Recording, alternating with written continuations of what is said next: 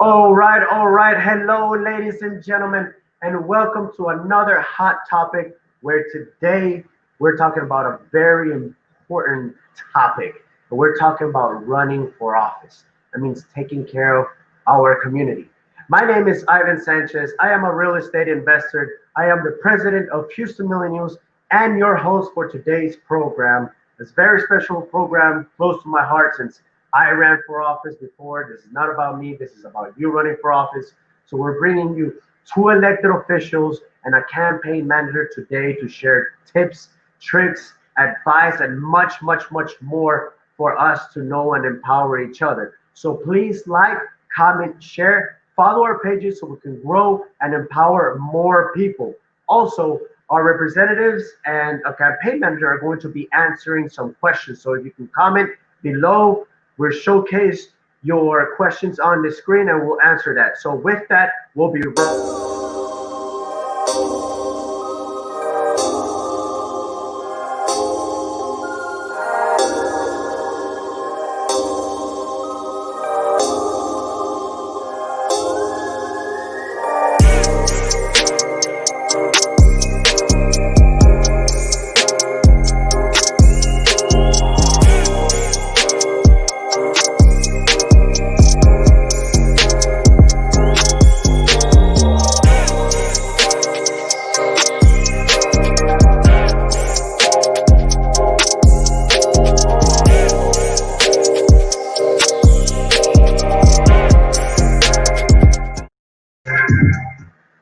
all right, and we are back where we share empowering information. Today's hot topic Tuesday.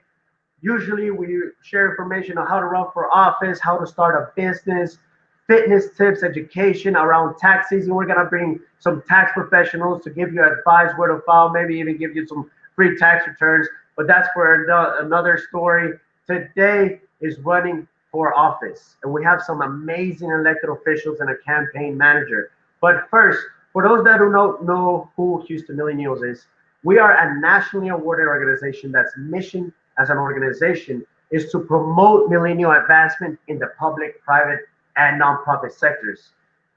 Besides our very extremely popular Millennials After Dark professional networking, in which 1,000 young professionals come out, we are also the people that organized and hosted Millennials for Office one-on-one back in 2017, which we generated 35 young professionals to run for office.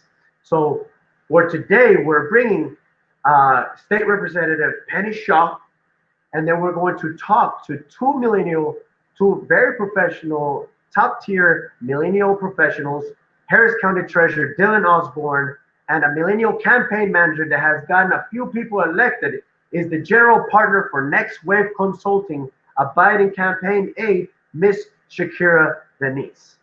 But for right now, since there's a lot of elections across our land, and we wanted to talk to somebody that is running right now and ask her a couple of questions on why she decided to run for office, what is she planning to do with her agenda.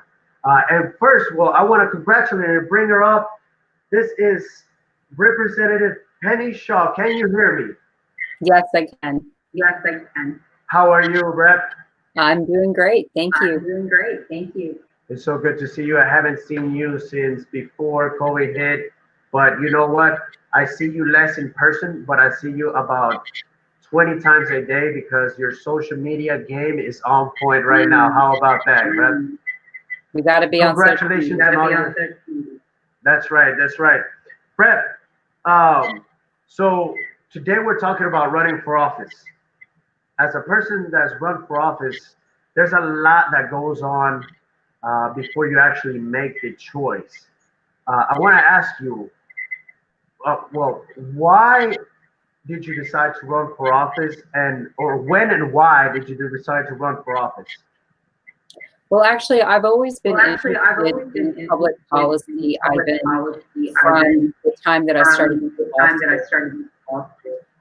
But I was married, so I raised my kids, and when my youngest turned 18 about 3 years ago, I said it's time to get back in. What's happening in politics today? I mean, there's really the question is really, why aren't more people running, especially with the direction that our political world is going. My theory was always the more the merrier. You can practice democracy.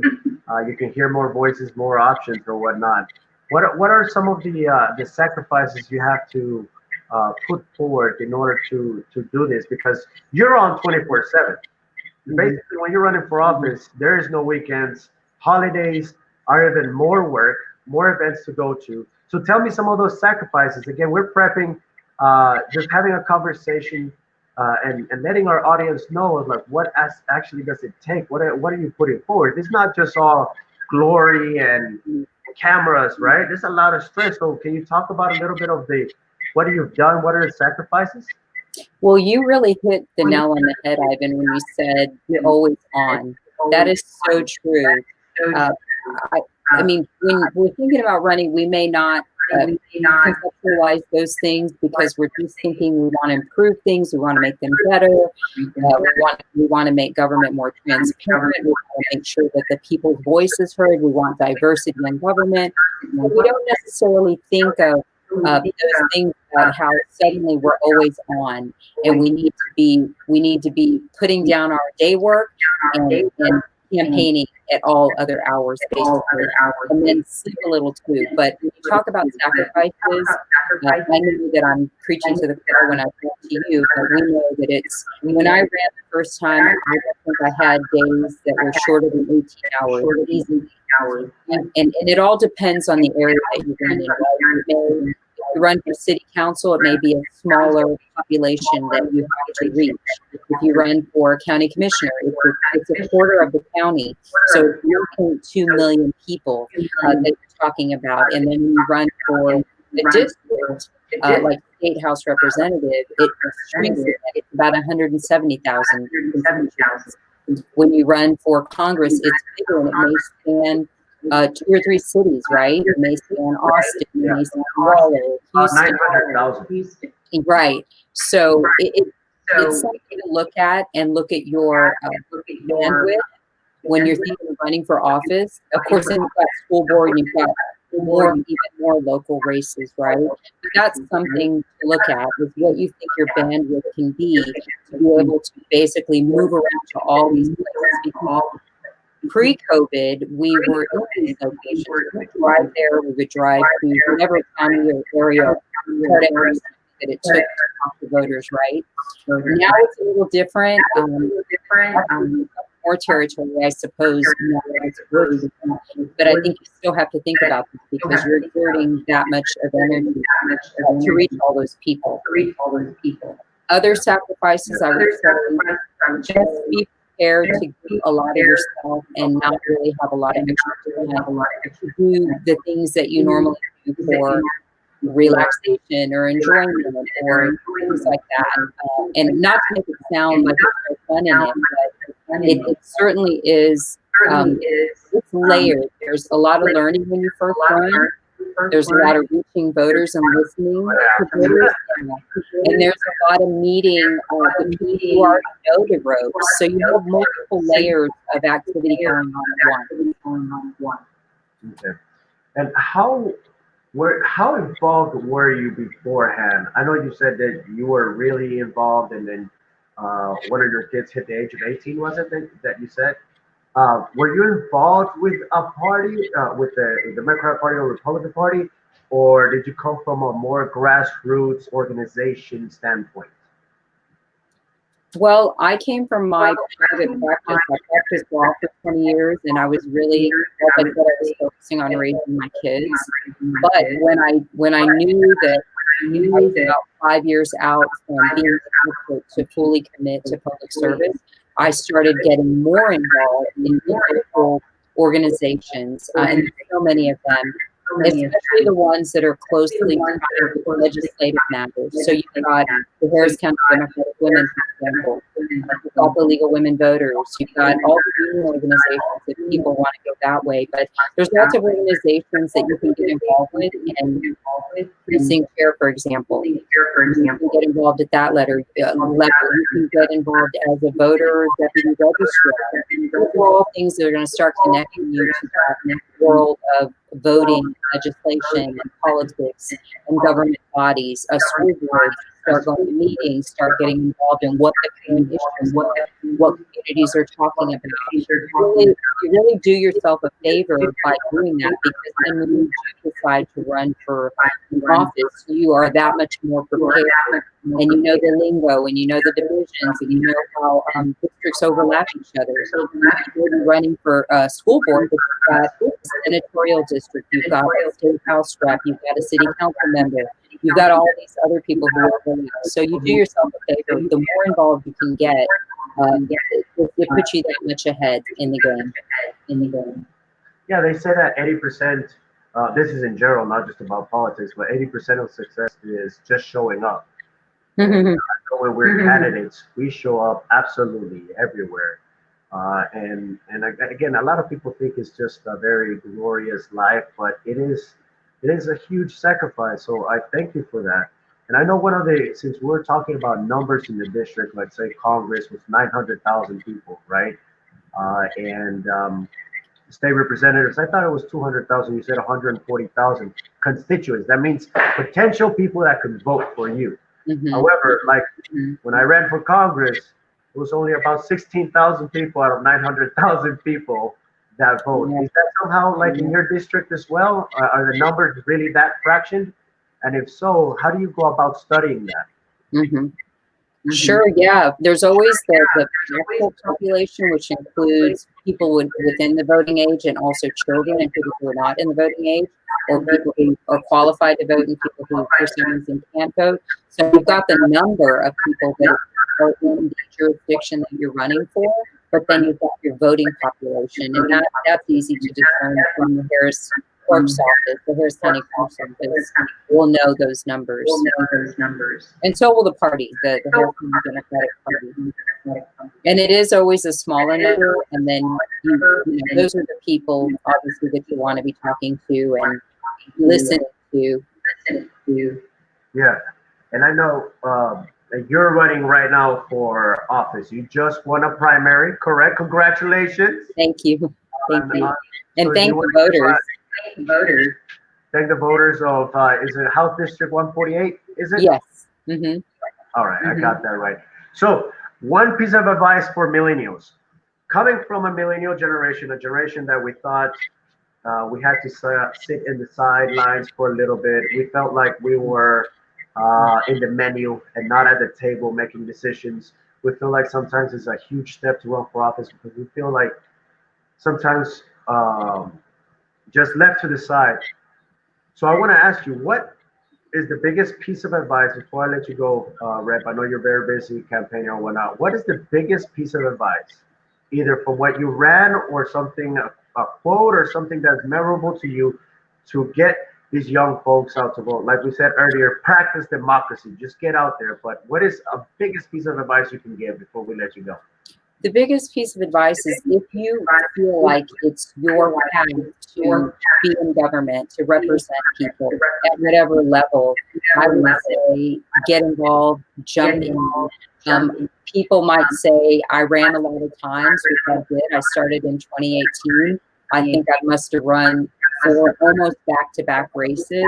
And I was encouraged because I looked at other people like Marilyn Burgess, who had run 3 times. She's now the district clerk. I looked at Ann Harris Bennett, who hardly had any backing, and it was all grassroots, and she won. I looked at Diane Troutman and Sheila Jackson Lee herself, right? So I looked at all these. I met her about 10 years ago. Yeah, so I looked at all of these officials, and I was like, well, they didn't make it the first time or the second time. And so if you don't make it the first, if you make it the first time, awesome. If you're like our county judge, Nina Hidalgo, awesome. But if you have to work a little harder for it, and you believe that it's your path, be encouraged. Look for the right elements to encourage you to stay in the race. And it can be a hard fight, but if you believe in your community, you believe in improving government, you believe in fixing some of the wrongs with other delegates, then stay in the race, because it can happen. I mean, I hope my race was encouraging to a lot of people. Like I said, we started in 2018, and it's been one race in our primary. I mean, in our special election when Jessica Farrar, the 25-year rep, resigned, we had 15 candidates in the race. That can be discouraging all by itself.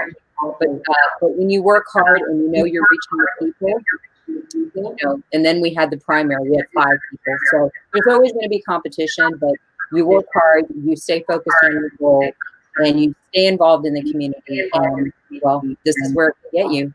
I want to say one thing, Ivan, if you grant me a couple of seconds here.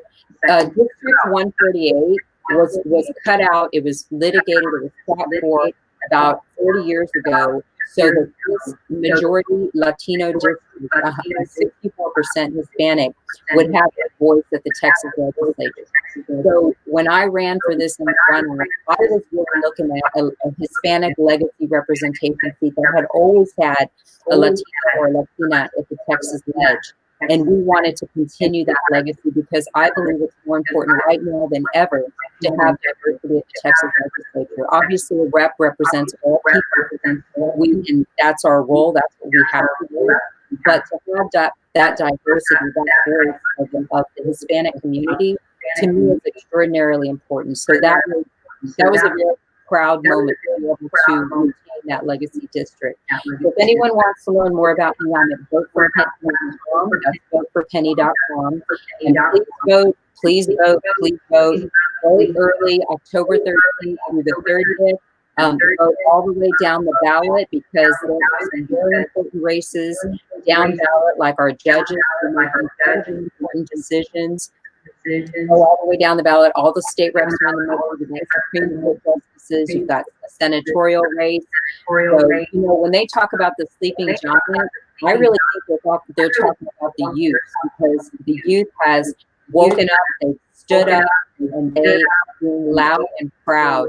And that's amazing, because that's the voice we need to change the direction of our country. And as you know, our country's changing, and it's changed, and it looks more and more and feels more and more like it's not a democracy, but we make sure that it remains a democracy. It remains open to everyone. That's right. Amen to that. Thank you so very much, and good luck to you this November the 3rd, is it? First Tuesday of November. Everybody get out to vote. We're going to do some voter registration. We got to get their vote out, especially the youth vote. We think we're always just in the sidelines. Again, your vote, no matter where you're at, is the same vote as a billionaire or somebody that thinks different than you. So again, this is a democracy. Representative Shaw, thank you so much for joining us today. Voter registration ends October 5th. October 5th. Register to vote. October 5th. All right. Thank you, Ivan. Thank you so much, Ms. Penny. Yes, ma'am. All right. So we just heard from somebody that's actually in the struggle right now, running for office. One of the things I decided a long time ago is my body was born in Colombia. When I came to the United States, I had no idea that I wanted to run for office, that I even had the opportunity to do so, the land of opportunity or whatnot. We came from ground zero.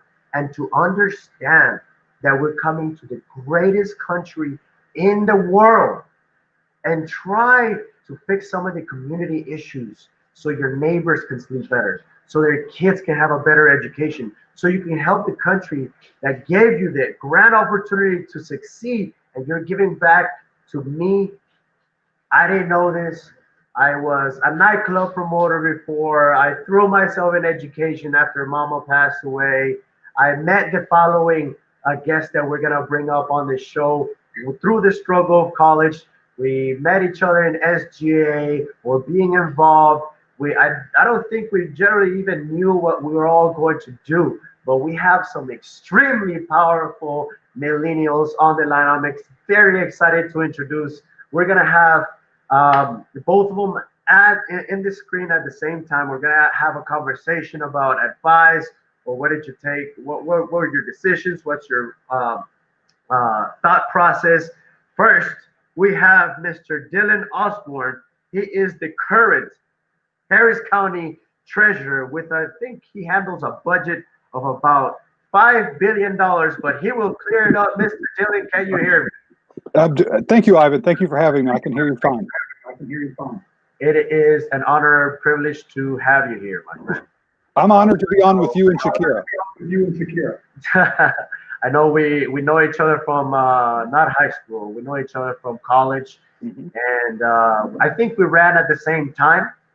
Yes. 2018 was it? Yes. We ran at the same time. Unfortunately, I didn't make it, but we're very fortunate to have you in that seat. So thank you for being here. Oh, thank you for having me.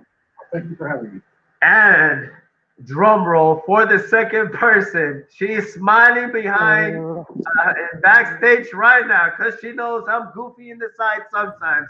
It's Miss Shekira. She is a Biden campaign staffer. She is a general partner for Next Wave Strategies, and she is the former president of SGA. Along with me, I was the president of Student Government Association at the University of Houston downtown, and you were the president of TSU. Is that correct? That is correct. How are you? I'm good. Thanks for having me. Excited to be here and equally excited to share this space with our county treasurer. Thank you. I know, right? I still can't believe I'm in the same screen with you guys. All right, so guys, let's quickly introduce ourselves. Dylan, you're honorable. Can you explain a little bit of what Harris County Treasurer does and the importance of your position? Sure. Well, last year we moved about $20 billion. I'm the treasurer for Harris County, and it also includes the port. So we move anything that comes in or out of our general fund comes to our office one way or the other, coming or going. We issued, pre-COVID, we issued about 1,000 checks a day just for jury service. To give you some idea of the volume. Most of our big transactions now are electronic, wires and things like that. I have a staff of about 12, and our office budget's around about 1.2 million per year for our office. The county budget's around 3 billion. 3 billion. Wow. I don't know the court's budget off the top of my head. But I also do a few other things. I'm on the Bell board, on the investment and audit committees. And the biggest thing I'm working on now actually is we're in the process of installing a new countywide software. PeopleSoft is what we're going to be using. And I'm also on that steering committee.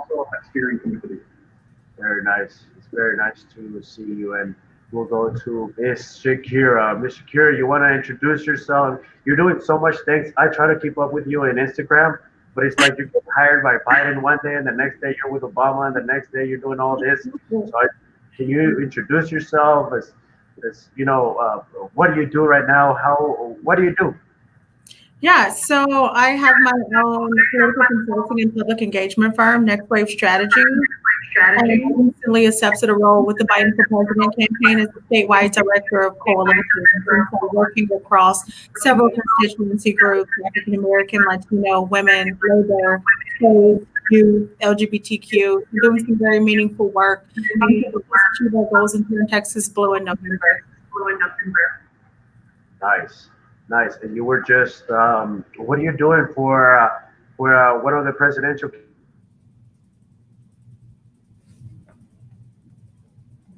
campaigns? This is enough to give advice. Oh, my internet on. All right. So what you were just picked up by the Biden campaign, is that correct? That's correct. Very nice. So what is some of the work that you're doing there right now? Again, ladies and gentlemen, I just want to showcase these two people because they're just like you and I. I can say I have nothing special. I just work hard. I put my heart out there or whatnot. I'm nothing special. These people are amazing. They basically grew up with me in the past 10 years. I want you to relate to them. Dylan has a tie on. I have a suit on. Shekira is always ready to work or whatnot. But ladies and gentlemen, if they can do it, you can do it too. And again, just like when Representative Penny Shaw was on, it's literally the more people play the game, the more opportunities you get, right? On different options that you have. So Dylan, Shakira, and I are nothing special, if I may say. I'm sorry, guys, but we are humans. We get nervous. We go shopping. I can't picture Dylan going shopping in HEB, but I bet you he does. We're everyday people, right? So I want to ask you guys, how did you get involved in politics? And this is interesting to me because I really don't know. I can kind of guess, but I want to ask Shakira, how did you know it was your passion, or how did you get involved? Because right now you're running candidates, and we just had the mayoral forum and asked for your help, and you're a boss lady. You call the mayor, you call this person. Houston Millennials could have not done that without you. And now you're making one phone call to the mayor, doing this, doing that. How did you do that? How did you begin? For me, I started on the campus of Texas Southern University, as you know, which is how we met, right? With this campus involvement, I was involved in the political science club, right? It wasn't some glamorous role, right? It was an opportunity for me to learn more, right, about my field, and particularly about my passions in public engagement work and essentially political outreach and engagement. And so it started with just kind of exploring what my interests were, right? Getting a little bit more rooted in that. So I started as president of the Political Science Club, and then eventually I went on to get involved in the Student Government Association, where I think for me, my idea of community and involvement and engagement as a student really expanded much more. And so I began to mobilize students, local political campaigns and races. We began volunteering. We started internship programs. We began to really cement ourselves right into the civic and political process on our own, right? And so it was a very unique engagement trajectory, but ultimately it's been very beneficial for myself and for others who've been within my spheres of influence. And so it started right on the campus of Southern University, and me being curious enough and being bold enough and being just intentional about my efforts and making sure that everything that we did made a difference in the community of everyday people's lives. Yeah. And I just want to echo what you said is involvement during college, right? In high school, what we have all alike is that we have similar zip codes. When you go to college, you have similar mindsets, and then you separate into, like, if you're an engineer, then you go to engineer college. If you're a political scientist, you go here. There's the SGA club, the pre-law association, and I didn't know I wanted to do politics. I really, to be honest, how I entered all this, I wanted to be like my mama. She was an attorney, and she passed away right after my high school graduation, about 2 months after my high school graduation. And I said, I promised her, I'm going to go to law school. I'm going to do all this. And I remember, I had spiky hair over here, Shakira, when my first year of college. I'm not sure if you probably didn't recognize me, Dylan, either. But I had spiky hair. I didn't know what I was, but little by little, I started changing. I was like, I love how just your words carry influence. And a decision can literally influence thousands of students. And I remember joining the pre-law association, and then we had a room reserved. This is how I met the SGA, by the way. And then about 50 people come in, kicking us out of the room. And we're like, who are you guys? Oh, we're the Student Government Association. We're like, we're the pre-law. I was like, well, we're technically the voice of the students, and we have this room reserved. And I stayed there like, all right. And I just saw these students make decisions on behalf of the student body. And I felt in love with it. I couldn't believe that a few dedicated voices had that much power over a college. But now we are in the real world, and Dylan is doing this in the real world, right? So Dylan, Tell us, how did you get involved? Well, for How did you start all this? You're one of the top guys in Harris County. I don't know if I'd go that far. Well, but thank you. I'll give you that. I'll give you that. Well, I really got, I would say my interest in government went back to when I was actually a really small kid. I was that kind of nerd. I liked current events and news, and I was about, I guess, 9 or 10 years old when my brother had to go to the first Gulf War. And I just remember, I would sit there and have these long conversations with my parents and their family. I just always had an interest in what was going on in the world, and wanted to have an effect on that. And I wanted to be able to help people, and I thought that government would be a good way to do it. So it's always been a passion. And finally, when I was in my mid-20s, like a lot of students at UHD, I was not a traditional student. I had to go back to school to finish. And so I thought to myself, what do I want to do? If I'm going to go back to school and spend this money, then I want to do what I want to do. And government, I thought, would be the best way to help the most people. And I thought that was kind of a calling. And I was fortunate when I was at UHD that I did an internship, and I ended up in Sue Lovell's office and at-large 2 city council. And so I was able to kind of get my foot in the door. Oh, yeah, that's where I know you from. I had an internship at Yolanda Jones' office. I remember that. Yes. I remember that. That's been, about 10 or 11 years ago. Shout out to Yolanda. Shout out to Sue Lovell. Shout out to all the people that gave young people opportunities. Oh, absolutely.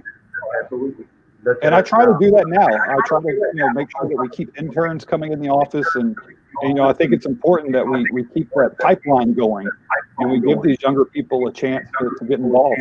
So you offer internships at your office? Yes. Well, I work with the CHIP program at University of Houston. That was a program that I went through. Renee Cross and Isaiah Warner over there, they run a good program. I also, I did that after I was already intern. I just joined it and got credit for it. And then we know what happens. I think Jack Christie's came in there when I was like, what's going on here? Well, that's good. Ms. Shekira, you are a campaign manager. May I call you that? I would say a campaign consultant. So I do a little bit more than just managing. She is the campaign consultant. The campaign consultant. I'm sorry, I might not know all their terminology, if it's down or up rating or not, but just know that in a very high regard. My friend, if someone comes up to you and says, "I'm looking to run for office," what are some of the most important things that they must have, or if they did the research, or how does that conversation go? Because I can imagine, like, I was about to call you, like, this weekend, but like, look, this is what I'm thinking. I'm just kidding. What are some of the things that you look for in a candidate, or how they should even prepare for such a service? Mm-hmm. I think for individuals, it starts with your why, right? I think there's a lot of eagerness, right, and a lot of curiosity around the process naturally. And I think for me, when I'm engaging with potential clients or individuals who are simply curious, about the process and opportunities to get involved, I always ask people about their why, right? Because that matters most. A lot of folks they see the personalities, right? They see the public-facing side of things, and they're like, I can talk at a press conference, or I can show up at events and take pictures. But I always talk to people about beyond the veil, right? Like, not just the cosmetic, ornamental, I'm showing up at an event, I'm looking the part, but at the end of the day, public office is about serving people, right? And if you're not rooted in serving people, right, then it's not going to work. Like, you can't create this false persona based upon your own selfish wants, right? You have to authentically want to serve people in a higher capacity. And so a lot of times I find myself turning people away, right? More so than just, let me go ahead and, load up on clients and take your money, and I know you don't have a chance, or I know you're not rooted in a fundamental why as to what is your capacity and what is your trajectory toward wanting to run for public office. And for a lot of people, it's their first go-to. And we all know that there are so many different opportunities and avenues to impact change in your community in a meaningful way. And sometimes it doesn't require you to wear that hat.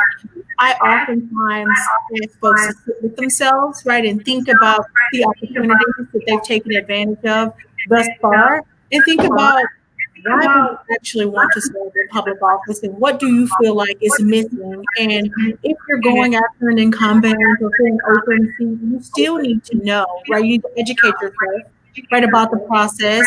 A lot of folks want to be a state rep. Okay, well, do you know that we have a part-time legislator? Do you know that you're going to be compensated? A lot of people are just like, yeah. Right, like, so fundamental questions that I think I start with a lot of times versus just, let me load up on clients. It's more so we've got to be more intentional, even on the outside, right? I have no desires of running for public office, but I do bear a responsibility in making sure that I'm holding folks accountable who are interested around public office and who desire to have our services rendered to them. It's still a great responsibility because at the end of the day, I have to be held accountable to my community, right? And I don't want to be representing, I don't desire to represent folks who are not rooted in a significant why, which at the end of the day is helping people in its true public service. It's not a, how can I climb away from city council to state ledge to Congress? It's not, that's not the way I think folks look at engagement and even exploring the idea of running for office. I think that's a beautiful thing that our that Millennials, this is, Houston Millennials, and that we empower Millennials and giving our persona some strength. I think that's the beautiful thing that Millennials will bring to the table is that they're more transparent. Mm-hmm. And regardless, I think a lot of Millennial Republicans and Millennial Democrats are just kind of tired of the same old. Young people are very rebellious at times, but we're going in, as Mr. Dylan Osborn has gone in, with a clear heart, clear mind. Just want to actually pinpoint to people, like we were talking with Representative Penny Shaw, a district might have 150,000 people. That does not mean you need to get 150,000 votes, correct? Harris County has how many people, Dylan? 4 million? In the county, it's about 4.5 or 5. 4.5 million people. I don't even have, if I had $1 for every person. Dang. Anyways, we're not there yet, right? But Dylan, how many votes did you, this is the first time running for office, right? Yes. So I'd been involved with some campaigns around the county and around the city. I'd worked for a couple city council members, so I had some idea of what I was getting into. And I think I ended up with around 655,000 votes in that November general election. And that was 55.5%. So you had around 1.2 million in that cycle here in Harris County. Now that's the third largest county in the country. And you ran against an incumbent. Yes. Correct? Yes. I was running against a Republican incumbent. And are you a political scientist? I know we went to the same school. I wouldn't say I'm a political scientist. I'm more of a bureaucrat. By degree, that's what I meant. Yes, yeah, I guess my undergrad was in political science and history, and my master's degree is in public administration. Well, then you know that people that are running against an incumbent have a 92% chance of losing. Oh, I had no idea. Like when I announced, I didn't expect to win. I expected to be an opposition candidate to an incumbent Republican, who frankly I thought would be in a good position to run for mayor. He had some money in the bank, and I didn't want to see that happen. And I wanted to run and see if I could ding him up a little bit and make him spend some money. Luckily, he didn't spend the money, and I ended up getting it. When I initially filed for office, I didn't really know what kind of chance I would have. What I would have. But about right before the primary, it started to become obvious that Democrats were going to have a good year. And I knew with straight ticket voting, honestly, that I had a good shot if I could get out of the primary. Just because you could tell, Harris County does not like Trump. And that was evident in 2016, and that was shaping up to be like that in 2018. When you saw that with that big wave election that saw people like Lizzie Fletcher, Gina Calini and John Rosenthal in the Texas House, you saw a blue wave that was building, and I was fortunate to be able to ride that. And running down ballot, I think I was on page 15 of the ballot. You really are riding that wave. I knew I was not going to be the party leader. Everybody was talking about Beto. Everybody was talking about the congressional races. And so I just had to try to do my part and try to do the best that I could in what's a pretty low profile race,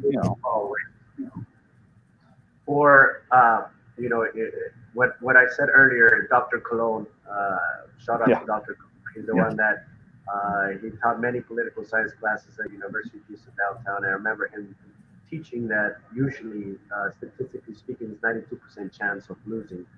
However, when I ran for office as well, I was running against an incumbent. But first, I had to get rid of the primary. I never got rid of it or whatnot.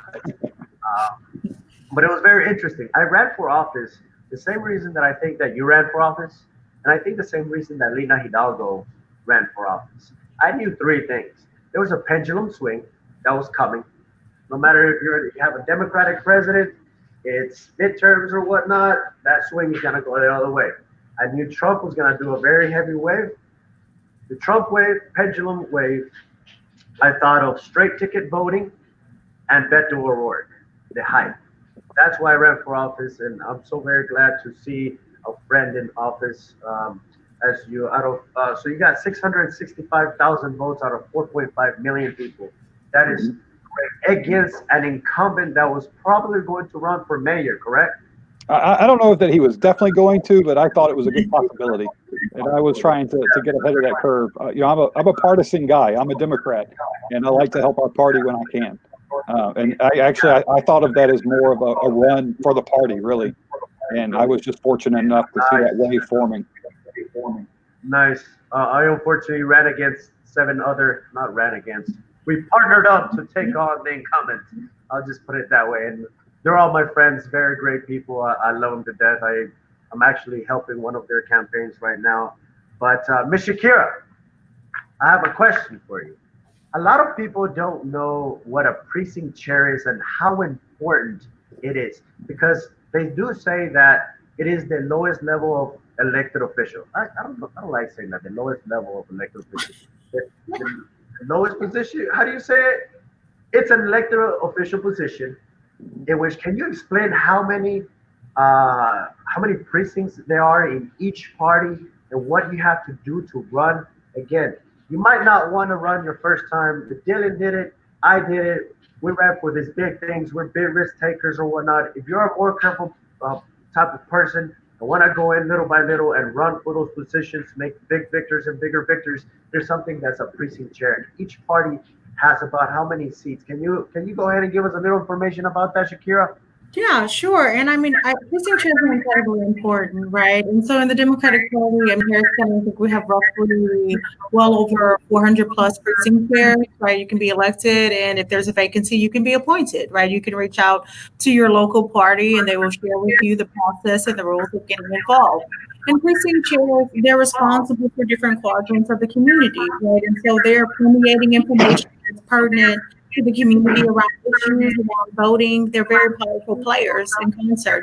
I think we've seen really good examples of that as of recent, right? When it comes to vacancies, we watched it with our commissioners court. We've watched it with our, right? I know.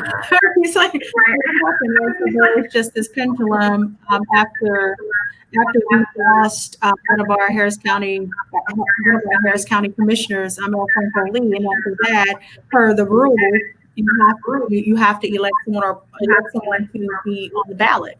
They'll have an interim person that they'll appoint, but then ultimately it is the power of the precinct chairs in that respect, the precinct to choose who that person will be. And so glad we have a friend joining us, Ivan. But ultimately, precinct chairs are very powerful, and I think we witnessed that, right, with that pendulum and the modulation of having to fill seats, right? So after that, we had President Morales, who was by the precinct chairs to fulfill the vacancy of Harris County Commissioner Precinct 1. And then from there, you had State Rep Miles to fulfill the vacancy that was brought about by Commissioner Ellis's transition. And so now he's the state senator for Senate District 13, right? Followed by Representative Sean Theory, who's now state representative for 146, right? Who literally won that race by one vote. Right. So you're looking at just, right, this conglomerate of individuals that represent certain like state rep districts and certain county commissioner precincts, and they're able to, like, they have the power to appoint a representative and allow for them to be on the ballot. We're also witnessing it right now with the vacancy brought about on the county level from Diane Kaufman. And so we watched the precinct chairs and place Tanisha Husband-Babalola onto the ballot, right? So as county and so you look at the power of a precinct chair, and to me, I mean, they're more powerful. I wouldn't call them like low level, right? It's just the prestige, right? It's not the same. Those folks are like precinct chairs, but they're really powerful, right? And quite frankly, they're the closest to the issues. They're the closest to the community. They're the closest to the ground. They have their finger on the pulse of what's going on in these respective neighborhoods. And so it's equally important for folks to get to know their precinct chair. And I talk with my precinct chair regularly, right? He talks to me about updates and things that's going on in the community, and I share with him things that I have going on. And again, if you're interested in being a precinct chair, you can always run for the capacity, or you can reach out to your local for information about vacancies, precinct chair vacancies, right? You may call the party and you say, actually, your precinct, you don't have a precinct chair. Maybe that's an opportunity for someone to go involved. Yeah, for sure. I know before I ran for office, actually, I filled one of those vacancy chairs for precinct chair 567. And from my understanding, I ran for this, I filed for this vacancy position when we hosted the Millennials for Office 101 event. And I learned a lot of things during my event. I know now she's a judge, Judge Tanner. Jermaine Tanner was the professor at Rice University when she taught this class. And from my understanding is that both parties have about 1,015 precinct chair positions. Yes, there are around 400 people that are actually in those seats, but their main responsibility is to get the vote out in their precinct. Right. So in this precinct that number 456, there's about 2,100 people that are registered to vote, and only 300 voted when I took over the position back in the day. But this is an elected official position, right? So if you want to get down and dirty, and actually instead of taking you don't have the money or you want to get a taste of it or whatnot, go to your local Republican or Democratic parties. They need precinct chairs. Get out there, like we said with Representative Shaw, 80% of success is just showing up, right? So imagine that you become a precinct chair and that you get to make decisions, such important decisions of other vacancy positions, or you get to go to the DNC or the RNC if I don't know the process of it, we can talk about that in another topic, but it seems very interesting that you can do this. So we'll share some information on how to get in contact with your local parties as well. But we'll go to Mr. Dillon. It is almost 8 o'clock. We have 10 minutes and I do not want to waste any second. Mr. Dillon, what would be the biggest advice you have? Same question as Penny Shaw. What would be the biggest advice you have for somebody? Picture us back in college, right? Mid-college mid-college for me, I graduated in 7 years, so mid-college. Right. Or UHD, but let's say you're in your second year, you're going to UH and you're thinking about it. How can you shape yourself to get ready for such responsibility? I think it's important just to get involved in whatever that passion is. Get involved with some clubs and some organizations and build as many relationships as you can. Get involved in the community, doing volunteer work, or get involved in the political parties. The most important thing is probably at that age to get involved with campaigns So you have some idea of what's going on. It can be tough because a lot of that entry level work is internship based or volunteer based. So that's actually a big problem that a lot of people are trying to address right now. Is kind of that inequality of opportunity that comes with that. Just because if you can't afford to go volunteer somewhere or intern, run an internship for free, you just can't participate. And a lot of people are trying to rectify that. But you have to have that experience and know those people. Politics tends to be a pretty small circle, even in a city the size of Houston. I mean, I can't tell you how many times I've seen Shekira at an event, or I've run into you, Ivan. I mean, it's only a very limited amount of people that participate at that level, and you need to get to know those people. You're not always going to know the big donors. I still don't know a lot of those people. You're not always going to know I don't hang out with Sheila Jackson Lee or Lizzie Fletcher. You don't? Yeah, we don't have. We don't hang out. All the elected officials don't get together at tea parties. Yeah, not yet. Maybe I'll get there one day. But you have to kind of have some idea of what you're doing, and you have to know what it's like to knock a door, to walk up to a stranger and say, "Hey, let's talk politics." Not everybody can do that. It's hard sometimes. You have to get used to it. It takes practice to speak in public, and you have to get that experience. And so it's important to just get involved and try and take leadership positions in different clubs and groups and get as much experience as you can and really find where your passion is. In politics, we need doctors and engineers and teachers to get elected. You don't have to just be a political science major. We need everybody. And frankly, we probably need more of those people and less lawyers in the similar. Lord knows the state legislature is full of lawyers. We probably do a little better with some more engineers and some more school teachers. Unfortunately, the way our state legislature is set up, it's hard to do that. You've got to have a job that allows you to leave for 3 or 4 months every other year. So I would just say my best advice is just to get experience anywhere you can, and just to try your hardest in those positions and try to get noticed and try to make those relationships work. I would say it's an excellent piece of advice, but I wouldn't want anybody to think they're biting a really big apple. When sometimes like, how do I bite this apple? You don't know how. I would say find what you truly love and what's in your heart. For example, if it's marijuana or something like that, then go join Houston Normal and go advocate on that. Work your way up in that organization. Hey, if it's I know Shekira, you became the president of the Houston Black American Democrats. Yeah, I chaired the organization. I was the youngest person to chair it. Very well respected organization. Well respected. Like, you go in there, you better be prepared. But Shekira did not just found the organization and became president of it. She worked hard. Can you tell us a little bit about how you worked your way up in that organization, how you became the voice and then left it even better and moved on? I think for Houston Black American Democrats, when I got involved, I didn't have the intention to be the chair, right? I had the intention to support them who are already there and to get a little bit more involved. And quite frankly, to support my community. I've always been a huge proponent of building Black political power and building pipelines for African Americans to run for public office, right? To explore opportunities in the consulting space, and ultimately to realize that we have to raise dollars to support ourselves as well. And also using that as a vehicle to really amplify some of the challenges and issues that African American people have when they decide to run for public office. So it's a great platform to do so. And also, I started off literally volunteering.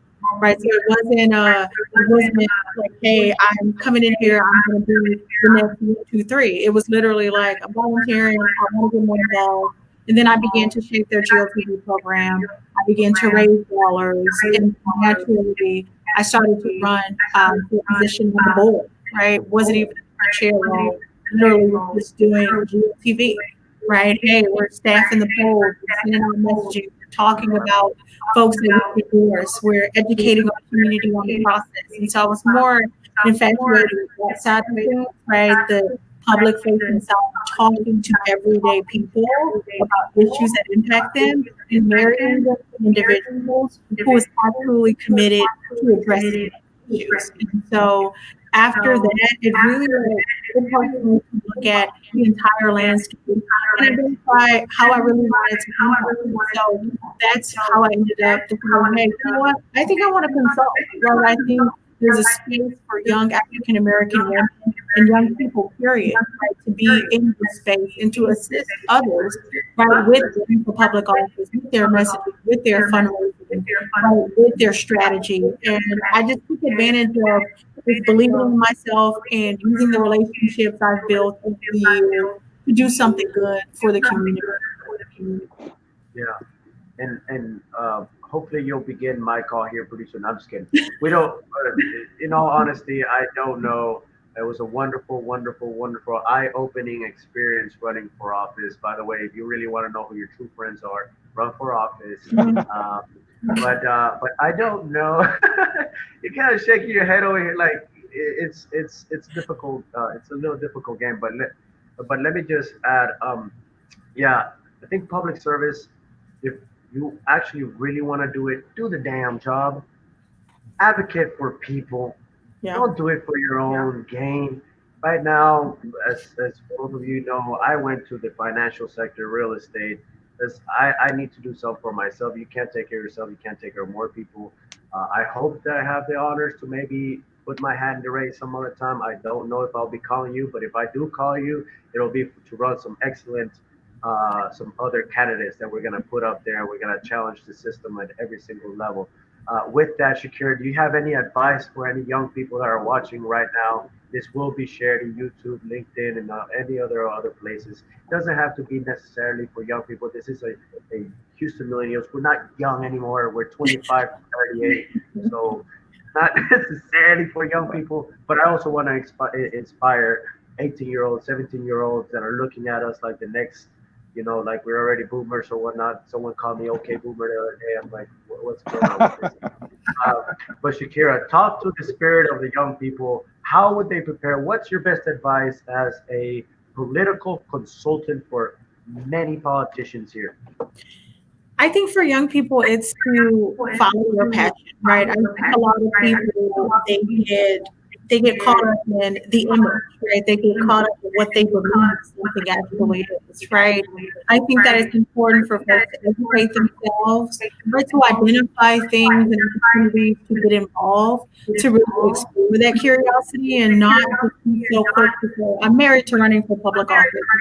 I'm married to just only working at this one industry. I think you'll find, and I think all of us have found, you start off like, this is not one thing, I'm going to do this one thing. And then you learn that, hey, there's much more to the world than just this one thing.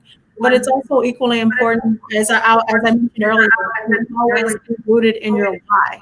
Right? A lot of people are just kind of like, well, I'm doing this, I'm doing that, I'm doing this. And it's like, but why? Right? Like, what is this thing that you're addressing? Are you moving the needle? And quite frankly, are you serving people?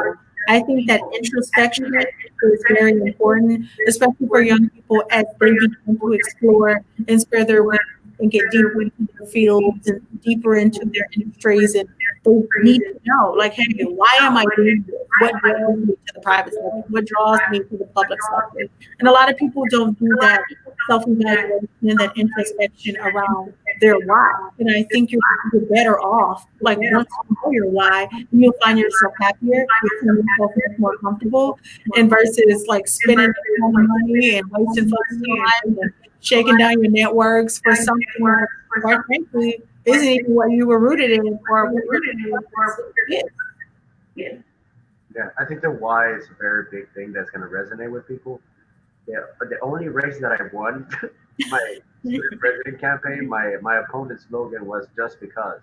So I think I won because of his slogan, "Just Because." But some of the pieces of advice that will add to your very valuable information is, I remember when I was very young, I used to tell everybody I wanted to run for us, and every time an advisor came up to me and be like, "Shut your mouth. Keep that to yourself, man." I was like, "No, I want to be 100% transparent or whatnot." But just keep in mind, ladies and gentlemen, that humanity is very competitive, right? If you see your neighbor with a better car, better rent, better girlfriend, they from the inside there might be a little bit of jealousy or whatnot. Keep your cards close. If you need to, if you really don't know who to go to, we're doing this podcast so you can see the faces of the people that you can reach out to. Dylan is extremely busy, and Shakira is too. But you know what I learned working in Congress throughout 6 years? You call the busiest people you know to get things done. So if you're looking for, again, guys, don't just say you want to run for office if you don't know what the responsibilities are. Look up the district. We have entire libraries, bigger than a library could ever be, in our fingertips. Google House District 148, for example, like Penny Shaw's district, 140,000 people, but the race is only decided by 1,500 people, or something like that. Look into the numbers, and then just think marketing. It's a popularity game at the end of the day, right? If there's only 1,500 people that are voting in a district, it's 50 cents to reach out via card mail. That times 1,500 times another seven, so you can just spam them. I know it's money. We're talking about money, but there's other grassroots campaigns that go door knocking. There's door knocking. There's social media. Things are changing so quick that if you are thinking of running for office, Shakira, how do they reach out to you? You can reach out to me via email, Shakira at next-wave.co. That's Shakira at next-wave.co. Or you can visit our Facebook, Instagram, and Twitter platforms at Next Wave Strategies, and just send us a note. We'd be happy to consult with you and make sure that you're rooted in your why. That's good advice. Why it comes from here, not a political scientist, not a political scientist, political whatever. All those. Make sure you get the message in your heart first. Mr. Dylan, you have anything to take away right now? I know you shared your advice. How would you say? How do you get an internship in your office? Let's answer that. How would you go about applying for an internship? Well, you can reach me on email, of course. It's dylan.osborn@hctx.net. That's my office email. You can always, our phone number's on our website. If you Google Harris County Treasurer, it's the first thing that pops up, obviously. So it's easy to find. I'm on Twitter at Dylan Osborn. You can find me there. I hope you will. I've only got about 6 followers, I think. So, you're welcome to join us. There's literally dozens of them. When you become an elected official, you become a celebrity. That's what I thought too. But, I'm not getting invited to parties. I'm not hanging out at the pool with James Harden. It's been very disappointing. No, it's frankly, being elected is the greatest honor that you can possibly have. And it's something that I joke about, but you can't help but be humbled by it. To look back on election night and just see that people actually voted for you is just unbelievable. It is a very humbling experience. I'm grateful every day to have it. I will offer one more piece of advice for those that want to run for office, and you have to vote. Millennial voter turnout in Houston is absolutely trash. It's terrible. There's no nice way to say it. Don't vote. And you cannot have the audacity to run for office without a voting record. I mean, you just can't get around that. You can't ask people to vote for you, and you just can't. You haven't participated even that small amount in the process. You have to vote. Millennials have to vote. We have to get out. The average age in the last 2 municipal elections in Houston has been around 68 years old. We have to get that number down. We have to be heard at the poll. Yeah. We're amongst one of the most important elections of our lifetime, and I know that's said ever since we were born, but I really truly believe that we are the next generation that is going to drive and innovate this country to the next level. I know I'm an immigrant, but I know for damn sure I want to keep this country the #1 country in the world by far, and that way I'm competitive, and I want to be very prideful about that. Miss Shakira, thank you so much for joining us today. Her Twitter handle is right here, guys. If you want to go follow her on Twitter and see a bunch of political giants and her pictures with the presidents and that's See, at underscore political mayhem maven. Maven. Mhm. Yeah, well, that's my second language, so I'll leave that up to you. Thank you so much. Do you have any last words, Ms. Shakira? No, thank you for having me, and I hope that you took away some valuable information tonight. Thank you. And Mr. Dillon, our millennial elected official, I'm so very proud of you. I know a lot of us are. Thank you for coming to talk to us before. But let me thank Shakira again for the amazing mayoral forum that we had. We put our entire generation in with the millennial forum. We had all of them there. It made us very proud. Thank you so much. Dylan, you're an inspiration. We ran together. I hope to learn a lot from you. I hope that we can stay friends and talk about maybe 15, 20 years, all the things, how we changed Houston and beyond that. Do you have any other things to say to our audience? No, just thank you so much for having me. Get out and vote. As Penny said, the last day to register is October 5th. Make sure your voice is heard at the polls in November. All right, ladies and gentlemen, thank you so much, Shakira, Dylan. Thank you, guys. Bye.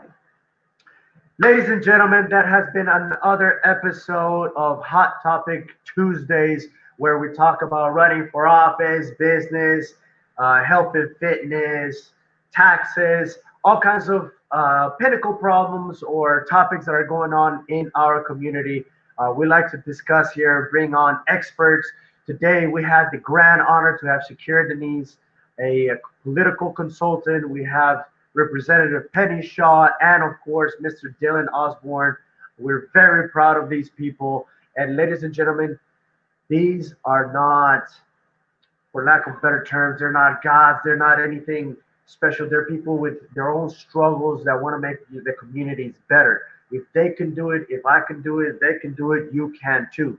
Our generation is the next power source. I truly, truly believe that we have the biggest purchasing power the world has ever seen.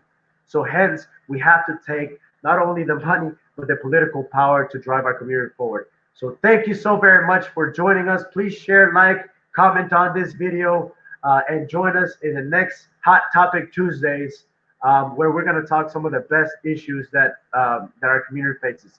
Thank you so very much, and we'll see you all at the very top.